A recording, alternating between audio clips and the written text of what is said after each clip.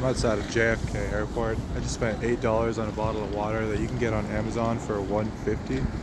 If you do the math on that, you can calculate that I got ripped off, specifically 5 times what you would normally pay.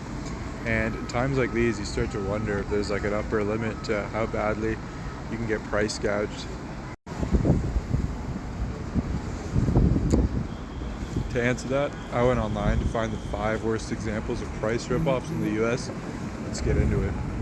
Number one is taxes, not the government itself, but tax filing companies like H&R Block and TurboTax.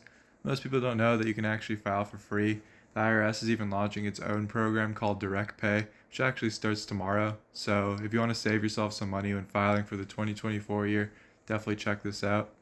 Ticket exchanges like StubHub and Ticketmaster tend to rip people off. A lot of the times, the fees you'll end up paying on Ticketmaster cost more than the actual ticket itself.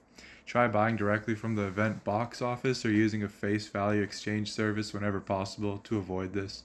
Car dealers in the US will sometimes add on ridiculous price markups, and people that aren't familiar with fair market value or market trends will just pay for these prices anyway.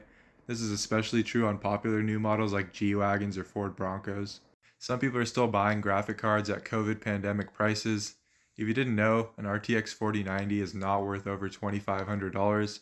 There's no more shortage. If you just look hard enough on eBay, you can find these exact same ones selling for under half this price. And the number one spot for biggest price ripoff in the US has to go to the healthcare system as a whole. Never forget when Martin Shkreli raised the price of Daraprim overnight by over 5,000%. One pro tip is that whenever you're getting a prescription, make sure to ask for the generic version. It's the exact same drug chemically, and you can save yourself over 80% in many cases as opposed to paying for the brand name. I guess the moral of the story is always do your research before you buy.